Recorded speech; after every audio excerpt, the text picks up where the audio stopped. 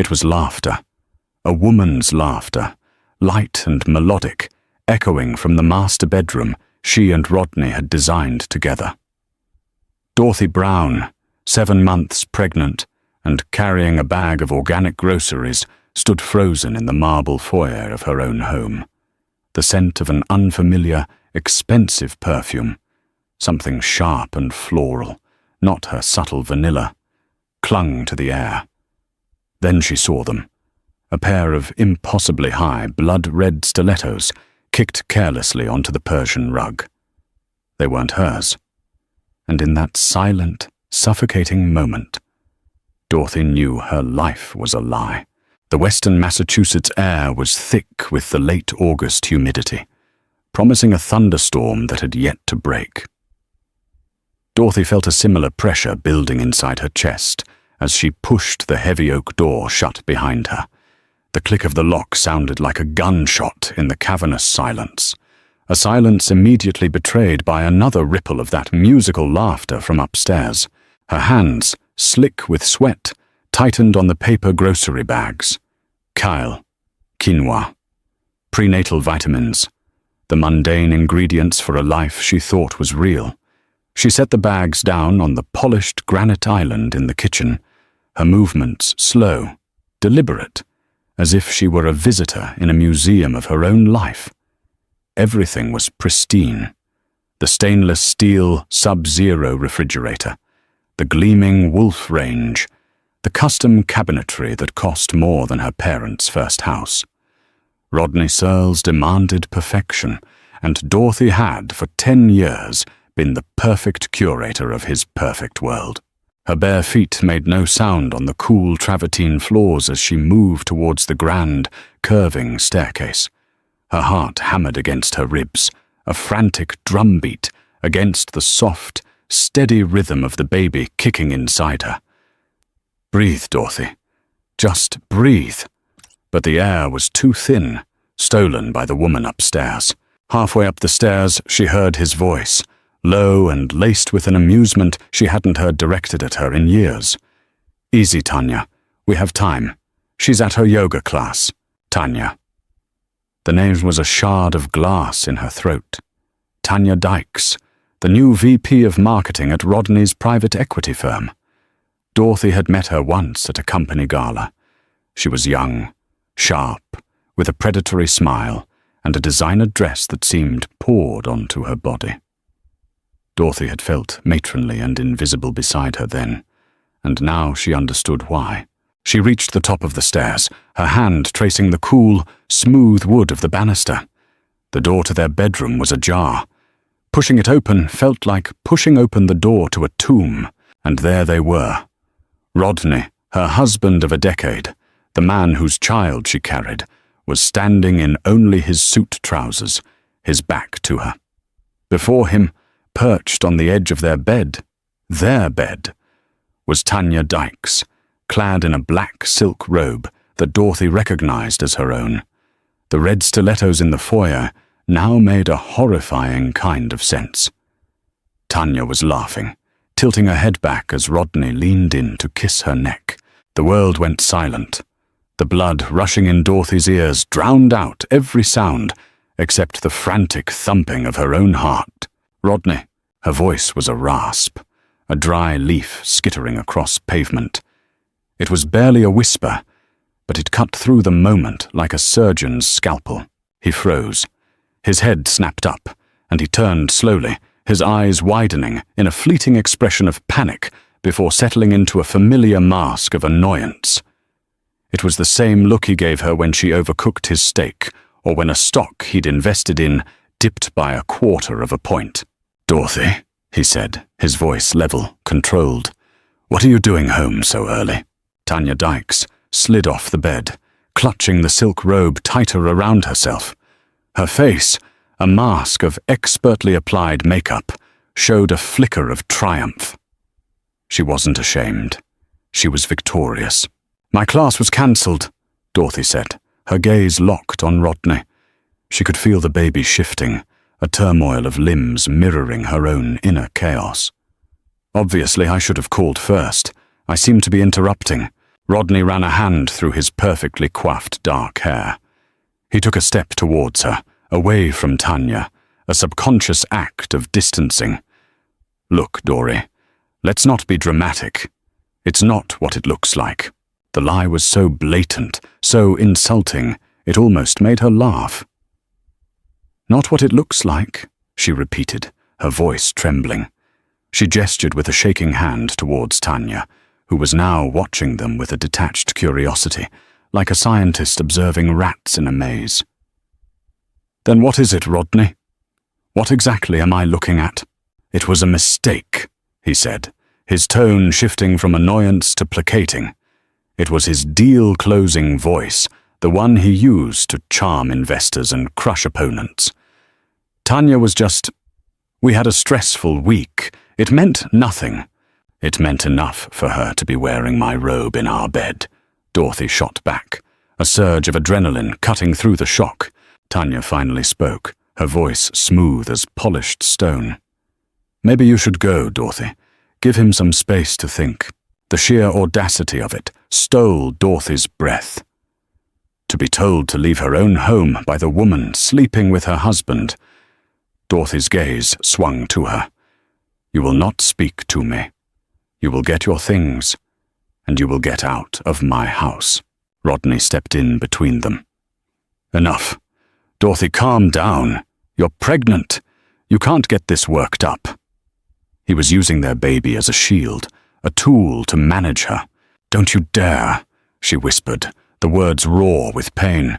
Don't you dare use our child to excuse this, to excuse her. It's a fling, Dorothy. It happens, he finally exploded, his frustration boiling over. The charming facade cracked, revealing the ugly entitlement beneath. My God, you act like this is the end of the world. We'll get past it. People do. He didn't understand. He thought this was a line item on a balance sheet, a temporary dip that could be corrected. He couldn't see that he had just taken a sledgehammer to the very foundation of her life. The house, the marriage, the future she was carrying inside her. It was all a house of glass, and he had just shattered every last pane. No, she said, her voice suddenly clear and calm, the eye of her own personal hurricane. We won't be getting past this. She turned, not looking at either of them again. She walked down the stairs, each step a measured, agonizing movement. She picked up her car keys from the bowl by the door, her hand not even shaking anymore. She was numb, a ghost in her own home. Dorothy, where are you going? Rodney called from the top of the stairs. Don't be ridiculous. We need to talk about this. She paused with her hand on the doorknob. She could hear the first fat drops of rain beginning to spatter against the windows. The promised storm had finally arrived. Without turning around, she said, There's nothing left to talk about. She walked out the door and into the rain, leaving the keys to the Mercedes on the porch. She didn't look back. She didn't have a destination. She just knew she could never, ever come back. The life she had known was over. The rain fell in blinding sheets, blurring the manicured lawns and stone facades of Weston into a watercolor wash of greens and greys. Dorothy drove, her hands gripping the wheel of her modest Honda CR-V, the car Rodney called her errand mobile, with a white-knuckled intensity. She had no destination, only a direction. Away. Each mile put between her and the glass house was a small, defiant breath of air in her suffocating new reality. For the first hour, she was on autopilot, her mind a maelstrom of shock and betrayal. The image of Tanya in her robe, of Rodney's annoyed expression, played on a torturous loop. Tears streamed down her face, mingling with the rain on the window she'd cracked open, needing to feel something real. But as the initial wave of grief subsided, it was replaced by a cold, sharp clarity. Dorothy had spent 10 years subsumed by Rodney's life. She'd given up her promising career in art curation to become Mrs. Searles, a role that involved managing 3 properties, organizing charity galas, and ensuring Rodney's life ran with frictionless perfection. She had become an accessory, and like any outdated accessory, she had just been replaced. The power imbalance in their relationship had always been there, a silent undercurrent. It was his name, his money, his world. She had simply been allowed to live in it.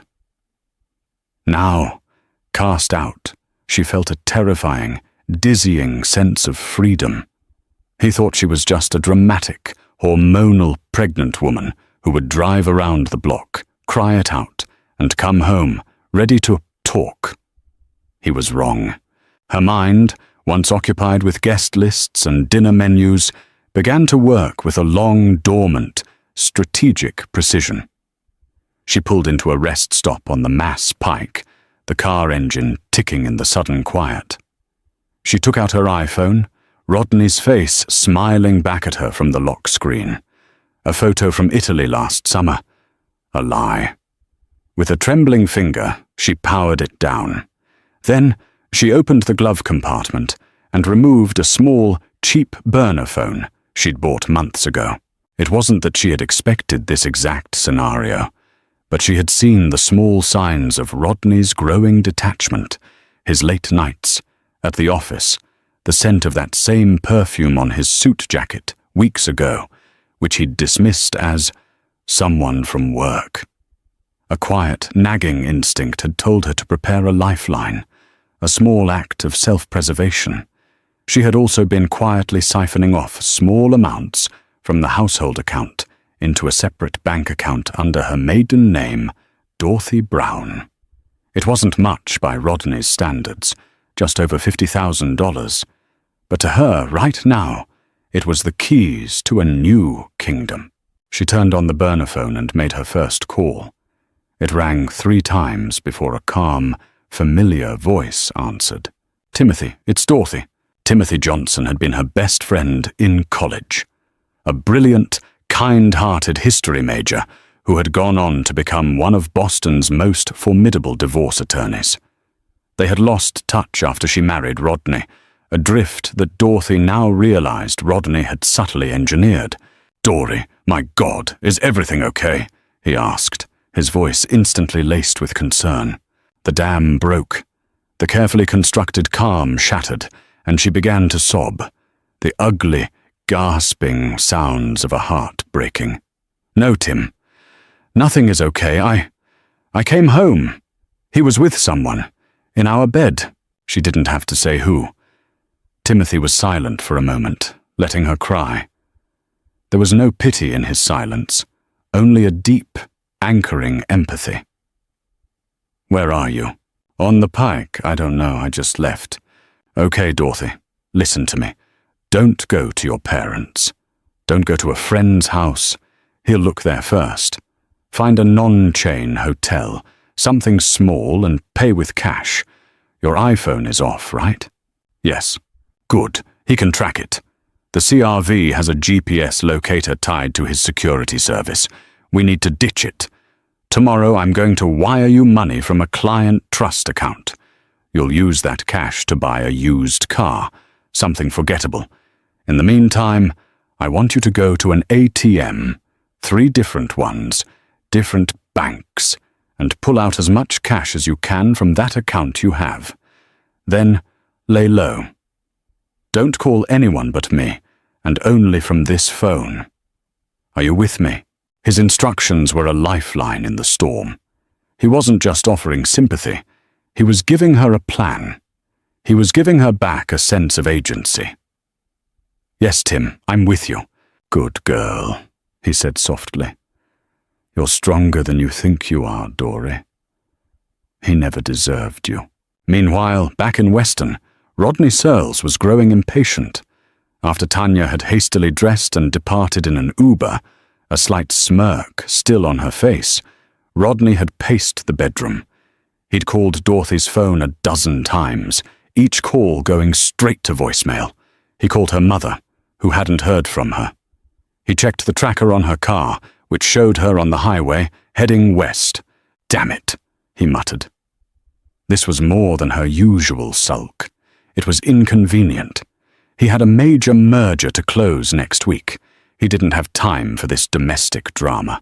He poured himself a glass of Macallan 25, the amber liquid doing little to soothe his irritation. He looked around the silent, cavernous house.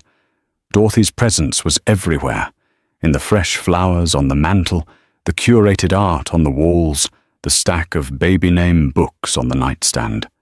Her absence was a void, and it unnerved him.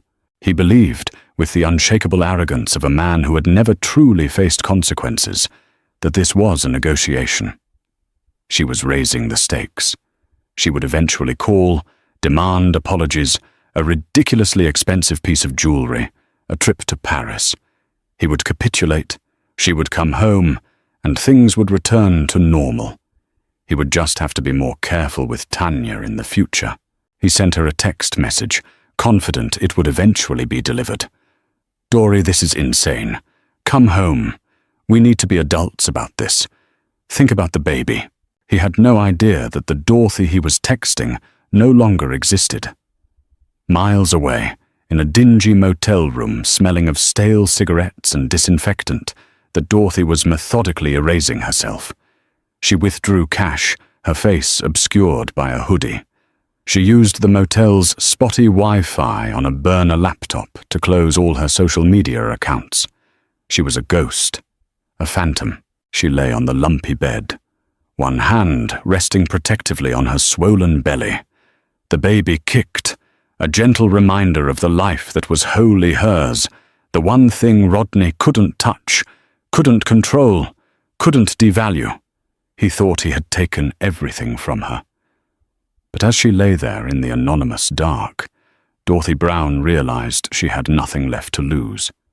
And that made her, for the first time in a very long time, powerful. 3 months passed.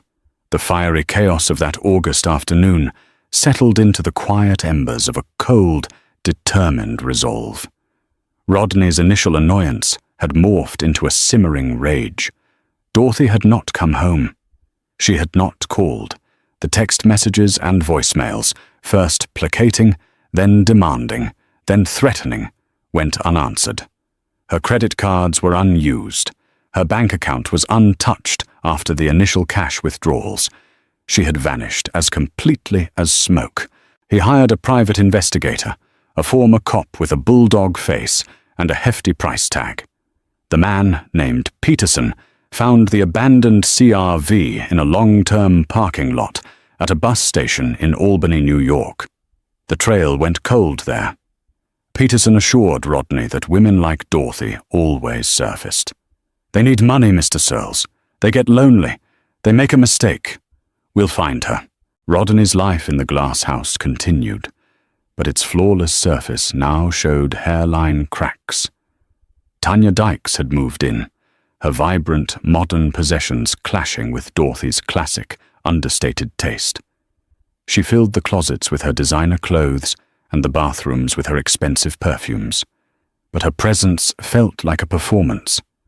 The light, musical laughter that had once seemed so seductive now grated on Rodney's nerves. She was always on, ambitious, demanding, constantly angling for a more permanent position, for the ring, for the title of the next Mrs. Searles. She was a transaction, and Rodney was beginning to feel he'd made a bad deal. The comfortable, seamless ease Dorothy had provided was gone, replaced by a constant, low-level tension. Far from the brittle opulence of Weston, Dorothy Brown was breathing again. She had driven the used 2012 Toyota Camry she'd bought with cash to Asheville, North Carolina, a city nestled in the misty Blue Ridge Mountains. She rented a small, furnished 2-bedroom apartment under her maiden name, paid the first 6 months' rent in cash, and introduced herself to her neighbors as Dana, a writer on a quiet retreat. Her life was simple, anonymous, and her own. She spent her days walking the winding mountain trails, the crisp autumn air filling her lungs. She discovered a small, independent bookstore where she'd spend hours reading, a cup of herbal tea growing cold beside her. She joined a prenatal yoga class, not the trendy competitive studio she'd attended in Weston, but a warm, welcoming space filled with women of all shapes and sizes. Here, she wasn't Rodney Searle's wife. She was just Dorothy, a woman about to become a mother. Her second bedroom was slowly transforming into a nursery. She painted the walls a soft, buttery yellow herself, bought a simple wooden crib from a local craftsman, and knitted a small, lopsided blanket. Each object was chosen with love, not for its brand name or its ability to impress. This life was authentic in a way her old one had never been. She spoke to Timothy Johnson once a week from her burner phone. He was her anchor, her strategist. He had quietly filed for a legal separation on grounds of irreconcilable differences, serving Rodney at his office. The move was designed to protect Dorothy's maternal rights and a portion of the marital assets without revealing her location. Rodney had been blindsided. The filing, delivered by a stoic process server in the middle of a board meeting, was a declaration of war. He had his own lawyers, a team of sharks from a top Boston firm, file a response, accusing Dorothy of being emotionally unstable, of kidnapping his unborn child. It was a vicious, calculated attack. "Don't let it get to you," Timothy told her during one of their calls. Dorothy was sitting on her small balcony, watching the sun set behind Mount Pisgah, painting the sky in hues of purple and gold. It's standard procedure for a narcissist with a bottomless war chest. They attack, they smear, they try to control the narrative. But we have the truth on our side, Dory. And more importantly, we have a plan. The plan was patience. Dorothy was to remain hidden, establish residency in North Carolina, and build a stable life for her child. The moment the baby was born, they would amend the filing and sue for full custody and divorce on her terms. But the solitude, while healing, was also a breeding ground for fear. Some nights she would wake up in a cold sweat, the memory of Rodney's fury a tangible presence in the room. She would imagine him finding her, his expensive car pulling up outside her modest apartment building. The power he wielded, the money, the connections, felt like an insurmountable force. She would place a hand on her belly, feeling the strong, steady movements of her son, and draw strength from him. She wasn't just fighting for herself anymore. She was fighting for him. One chilly November evening, while she was online researching pediatricians, an unfamiliar name popped up in a local Asheville mums group on social media. Tanya Dykes has joined the group. Dorothy's blood ran cold. It had to be a coincidence. There could be hundreds, thousands of Tanya Dykeses in the world. She clicked on the profile. The picture was of a smiling, glamorous woman holding a glass of champagne on a yacht. The profile listed her location as Boston, MA. But why join a group in Asheville? Then she saw the post, made just an hour earlier.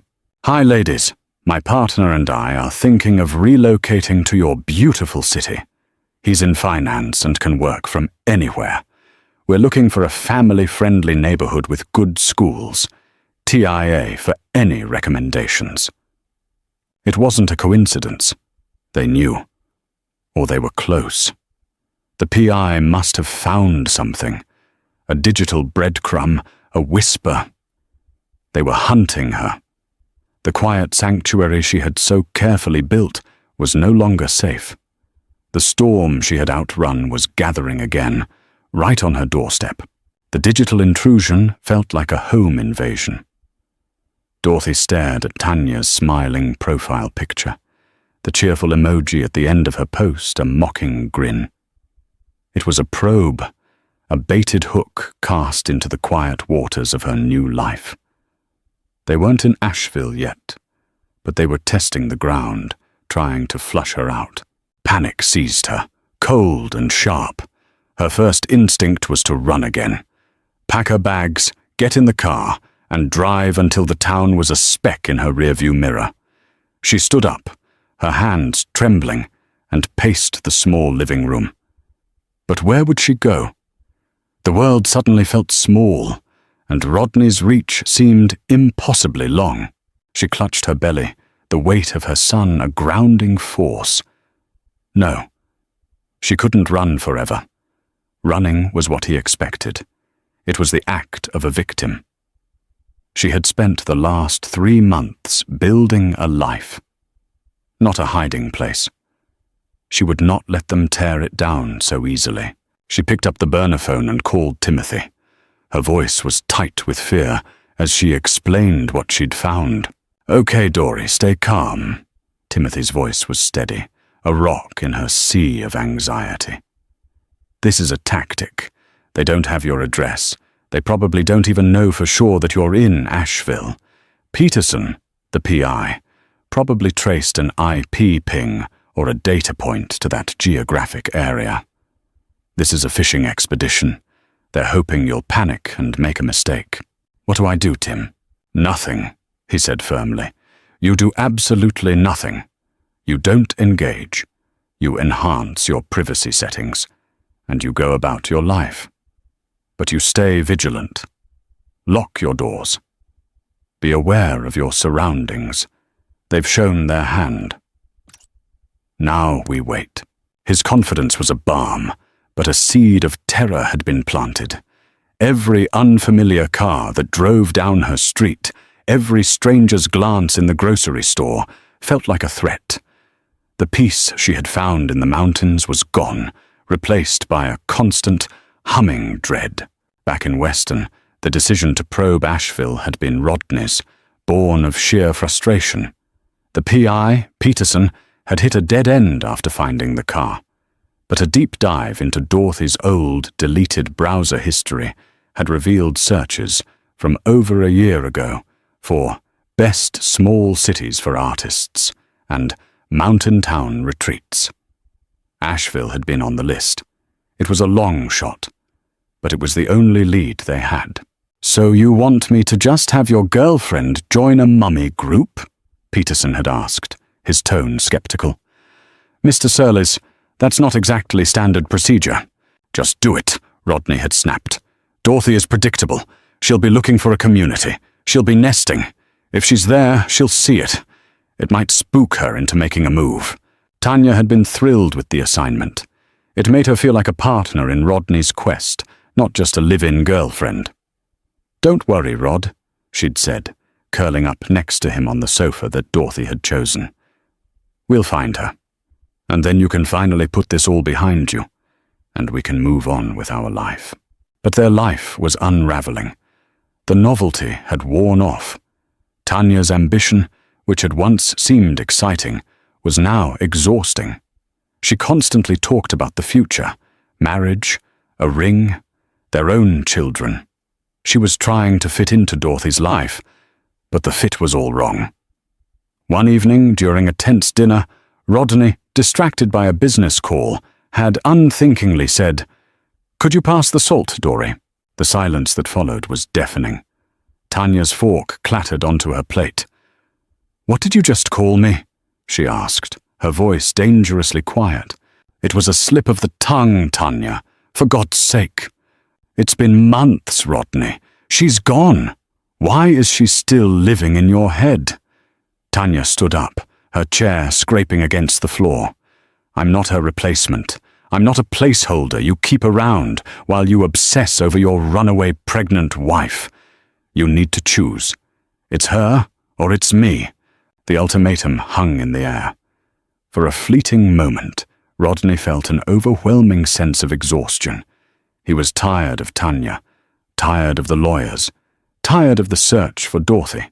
He just wanted his quiet, orderly life back. He realized with a startling and unpleasant jolt that the peace he craved wasn't just an absence of conflict. It was the specific absence of conflict that Dorothy had so expertly managed for him. He hadn't just lost a wife. He'd lost his anchor. Weeks later, in the sterile, quiet environment of an Asheville hospital room, Dorothy's world shifted on its axis. After 12 hours of grueling labor, she gave birth to a healthy baby boy. She named him Ethan. Ethan Brown. Holding him for the first time, his tiny, wrinkled body warm against her chest, Dorothy felt a love so fierce and protective it eclipsed every other emotion. The fear, the anger, the betrayal, it all faded into the background. Looking into her son's deep blue eyes, she knew she wasn't a victim anymore. She was a mother, a warrior. The moment she was discharged from the hospital, she called Timothy. "He's here, Tim," she said, her voice thick with emotion as she gazed at Ethan sleeping in his car seat. "He's perfect. Congratulations, Dory," he said, and she could hear the genuine joy in his voice. "I'm so happy for you. Are you ready?" "Yes," she said, her voice ringing with a newfound strength. "Let's do it. Let's end this." The very next day, a process server walked into Rodney Searles' gleaming Boston office for the second time. He handed a stunned Rodney a new set of documents. They were not a response. They were an offensive, a petition for divorce on the grounds of adultery, a request for an emergency hearing to establish paternity, and sole legal and physical custody for Dorothy. Attached was a copy of Ethan Brown's birth certificate and a restraining order application, citing Rodney's increasingly aggressive behavior and use of a private investigator as harassment. Rodney stared at the papers, his face turning a dark, mottled red. The name Ethan Brown leaped off the page. Brown. She hadn't given him his name. She had erased him completely. This wasn't the frightened, emotional woman who had run out into the rain. This was a calculated strategic assault. She wasn't hiding in a corner, waiting to be found. She was on the attack. The power imbalance he had relied on his entire life had just been turned on its head. And for the first time, Rodney Searles felt a sliver of genuine fear. The legal documents landed on Rodney's antique mahogany desk like a declaration of war. His initial shock quickly hardened into a cold, seething fury. Sole custody, restraining order, harassment. The audacity was breathtaking. He had spent a fortune on the best legal team in Boston, and they had been outmaneuvered by Timothy Johnson, a man he vaguely remembered from Dorothy's college photos as a soft, intellectual type. "This is an ambush," he snarled into the phone at his lead attorney, a slick corporate lawyer named Marcus Thorne. "How did they get the jump on us like this? I'm paying you $700 an hour to be proactive." "They were patient, Rodney," Marcus said, his voice a calm counterpoint to Rodney's rage. "They waited until the child was born in North Carolina, establishing jurisdiction there. It's a smart move. It forces you to fight on their turf. And this adultery claim, do you have any exposure there?" Rodney thought of Tanya, who was at that very moment directing painters in what used to be Dorothy's home office, turning it into a garish pink dressing room. "It's a he said, she said situation," he lied, the words tasting like ash. "I hope so," Marcus said dryly, "because if they have proof, this custody battle gets exponentially harder for you. The judge won't look kindly on it." The battle lines were drawn. Rodney's legal strategy was to paint Dorothy as an unstable, vindictive woman who had fled her marriage in a fit of hormonal rage and maliciously kept a father from his child. They filed motions demanding a psychological evaluation for Dorothy and immediate DNA testing to establish paternity, framing it as a necessary step due to her erratic behavior. In Asheville, Dorothy read the filings with a knot of ice in her stomach. The words were a vile caricature of the truth, twisting her desperate act of self-preservation into a portrait of mental illness. "This is what they do," Timothy reassured her over the phone. He had flown down to meet with her and her new local counsel, a sharp, empathetic family lawyer named Sarah.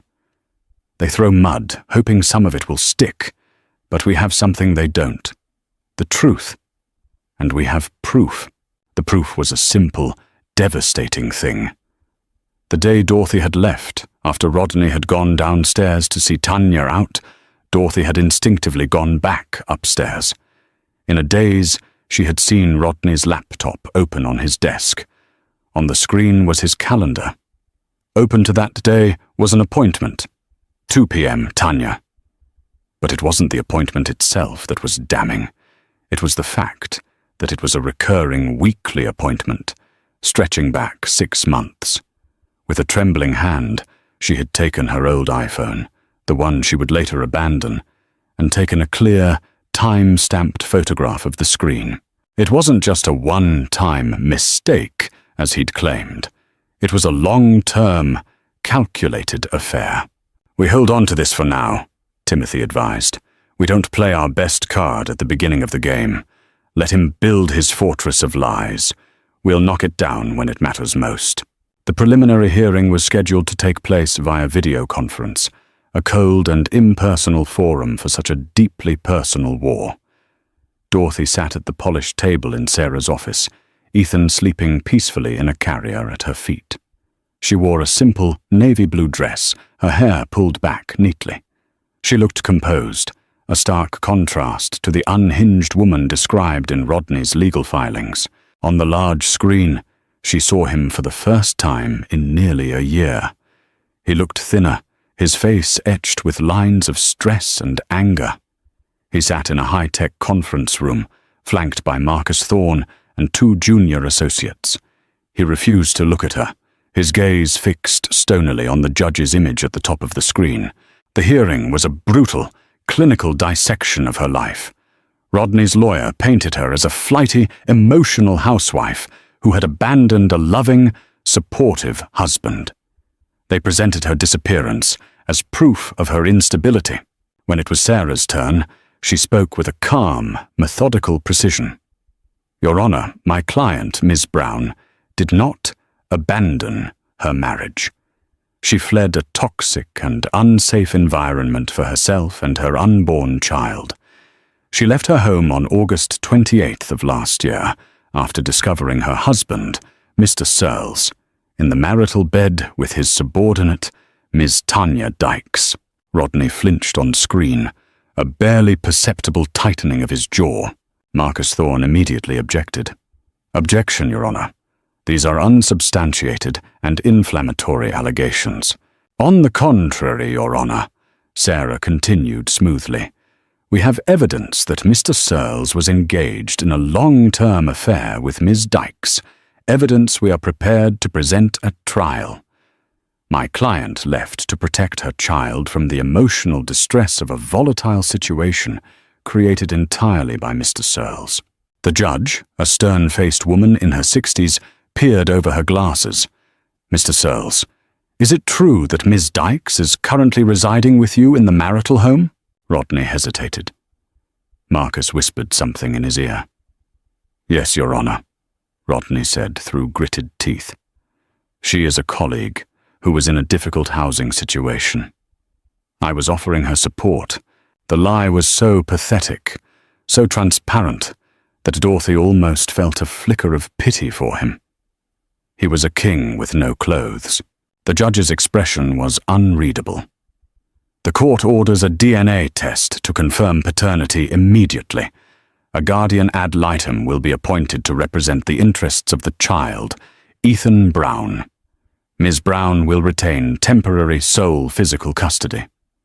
Mr. Searles, given the circumstances and the distance, you are granted 2 hours of supervised virtual visitation per week.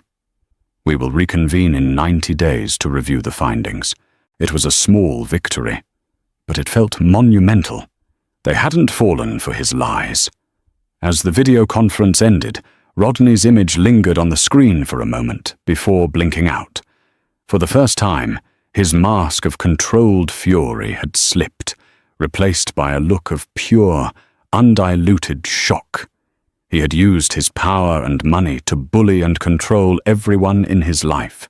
He had just discovered they were useless against the simple, unassailable weapon of the truth. Tanya was waiting for him when he got home. "Well, What happened? She has temporary custody, he spat, throwing his briefcase onto a chair. I have to see my son. My son! On a damn webcam with a court-appointed babysitter. They can't do that, Tanya said, her voice rising. You're his father. You have rights. My rights, Rodney said with a bitter laugh, are currently being dictated by the fact that the judge knows you're living here. My lawyer thinks your presence is complicating the narrative. The implication was clear. She wasn't an asset anymore. She was a liability. The triumphant victor who had watched Dorothy leave in the rain was now just another problem for Rodney Searles to manage. The foundation of her new life, built on the ruins of Dorothy's, was beginning to feel terrifyingly unstable. The 90 days leading up to the next hearing were a brutal war of attrition. Rodney's legal team inundated Timothy and Sarah with discovery requests, subpoenas, and depositions, a strategy designed to bleed Dorothy dry, emotionally and financially.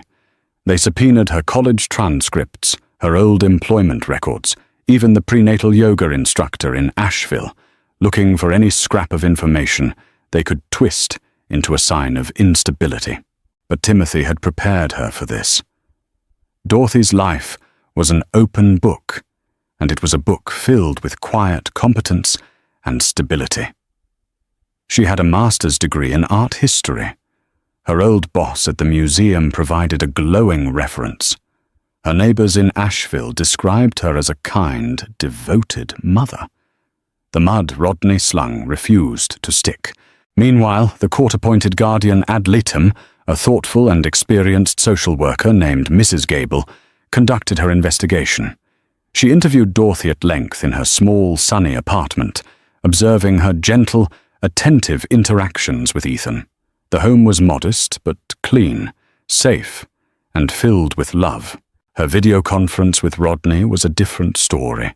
He tried to charm her, presenting himself as a heartbroken father, desperate to be a part of his son's life. But Mrs. Gable was trained to see past such performances. She noted his repeated attempts to steer the conversation toward Dorothy's faults, his dismissive language when talking about the affair, a momentary lapse in judgment, and his visible frustration when discussing the supervised virtual visits. Those visits were an agony for everyone involved. Ethan, just a few months old, would often cry or sleep through them, while Rodney sat stiffly in his office, trying to engage with a baby on a screen. "Look, Ethan, it's Daddy," he'd say, his voice hollow. Dorothy had to remain present but out of frame, her heart aching for her son, who deserved better than this sterile, court-ordered parody of a father-son relationship. Back in Weston, Rodney's world was shrinking. The legal bills were astronomical, even for him. But more damaging was the slow leak of information about his messy divorce into his professional circle. Whispers followed him at the country club and in the boardroom. A man who couldn't control his own house, his own wife, was perhaps not as infallible as he seemed. A major investor pulled out of a new fund he was launching, citing concerns about instability in senior leadership. Tanya, feeling the walls close in, grew more desperate. "You have to do something, Rod," she'd insist. "You have to fight harder. Why are you letting her win?" He saw her then for what she was. Not a partner, but an echo of his own worst impulses. Greedy, entitled, and transactional. She wasn't a comfort. She was a constant, nagging reminder of the single stupidest mistake of his life. The breaking point came a week before the final hearing. Timothy called Dorothy. "It's time," he said. "We need a keystone, something to make their entire case crumble." Dorothy knew what he meant. For years, as the manager of the Searles household, she had been responsible for organizing all their financial documents for their accountant. She was meticulous, keeping digital and physical copies of everything.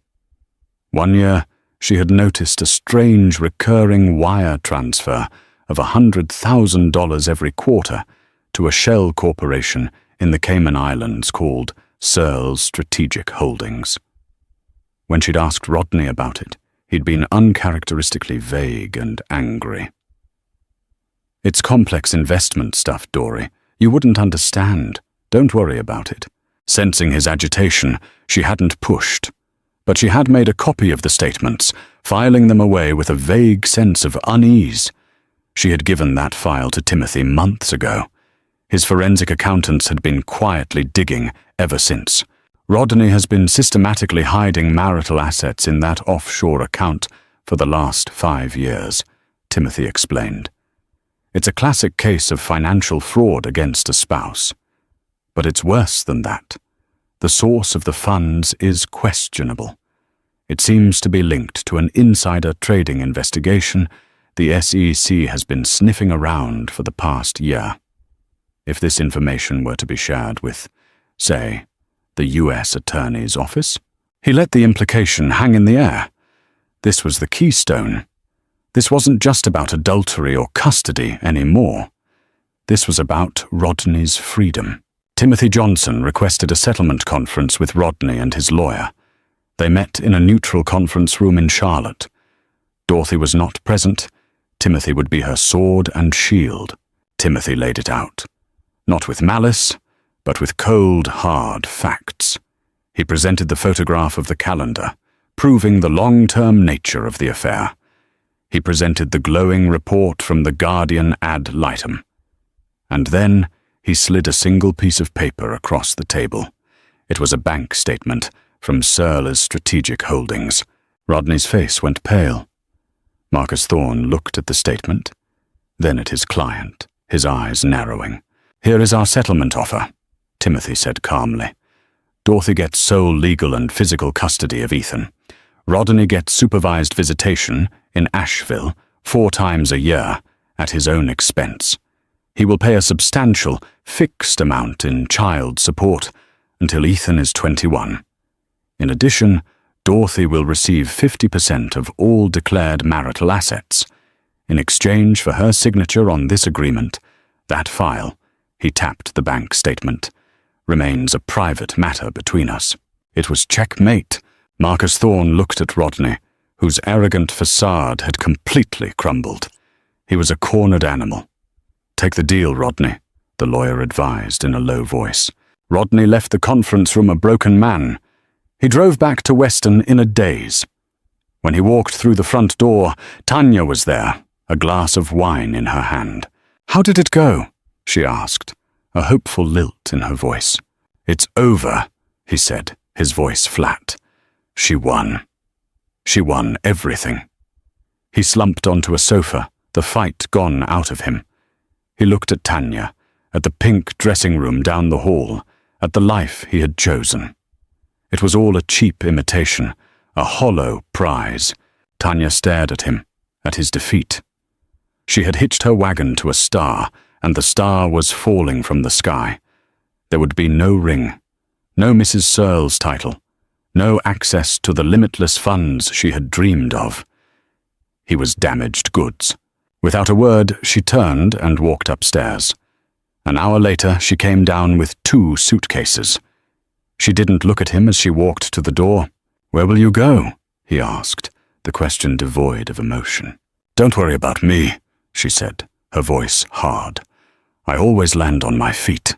She walked out the door, leaving him alone in the vast, silent glass house, a king in a kingdom of one. The laughter was finally gone. The divorce was finalized on a crisp, clear day in early spring. The paperwork, signed and sealed, felt less like an ending and more like a quiet, formal beginning. Dorothy sat in Sarah's office, the pen feeling light in her hand. There was no triumph, no desire for revenge, only a profound sense of peace. She had not destroyed Rodney. His own choices had done that. She had simply refused to be a casualty of his wreckage. The settlement was more than generous. It wasn't about the money itself, but what it represented: security, independence, and the freedom to give Ethan the life he deserved, a life built on a foundation of honesty and love, not glass and lies. A few weeks later, Rodney came for his first supervised visit. The meeting was at a neutral location, a bright, cheerful family center in Asheville. When Dorothy walked in, holding Ethan, she saw Rodney waiting with the court-appointed supervisor. He looked diminished. The bespoke suit hung a little looser on his frame. The confident swagger was gone, replaced by a hesitant uncertainty. He looked at Ethan, who was now nearly a year old, a happy, gurgling baby with a shock of dark hair like his father's, and Dorothy's calm blue eyes. Rodney's face, for the first time, showed a flicker of something beyond anger or self-pity. It was a raw, aching regret. He's beautiful, Dory, he stammered, his voice thick. His name is Dorothy, she corrected him, gently but firmly. She handed Ethan over. Rodney held his son with an awkwardness that broke her heart a little. He had missed it all. The first smile, the first laugh, the sleepless nights, the tiny miraculous moments that forge the unbreakable bond between a parent and child. He was a stranger to his own son. She watched for a few minutes as he tried to play with Ethan, the supervisor looking on with a practiced, neutral expression. She saw the ghost of the man she had once loved, and the man he had become. He was no longer a monster in her mind, just a sad, flawed man who had broken the most precious things in his life. She walked over to him before she left. I hope you can be a good father to him, Rodney. He deserves that. He looked up at her, his eyes filled with a galaxy of unspoken things, apologies, questions, regrets. I know, he whispered. I'm sorry, Dorothy, for everything. The apology, when it finally came, felt distant, like a message in a bottle that had washed ashore long after the ship had sailed. She didn't need it anymore. Goodbye, Rodney, she said, and walked out into the sunshine, feeling nothing but light. Her redemption wasn't in his downfall, but in her own rise. She bought a small house with a wide porch and a view of the mountains. She started a small online art consultancy business, helping clients build their own collections. Her old passion, so long dormant, bloomed anew. Her life was filled with the quiet joys she had once craved. Ethan's laughter echoing through the house, the smell of paint and old books, the steady, comforting presence of good friends from her yoga class, the breathtaking beauty of a mountain sunset.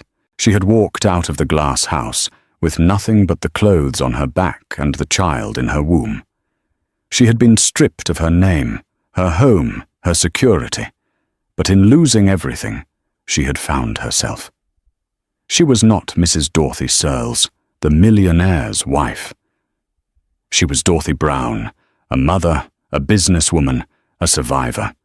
She had faced the storm and walked out the other side, not just intact, but stronger, truer, and finally, breathtakingly free. Dorothy's story is a powerful reminder that the end of one chapter is often the beginning of a truly authentic life. She lost a marriage built on lies, but found a strength she never knew she possessed. Her journey from a shattered wife to a resilient, independent mother shows that our greatest trials can forge our greatest triumphs.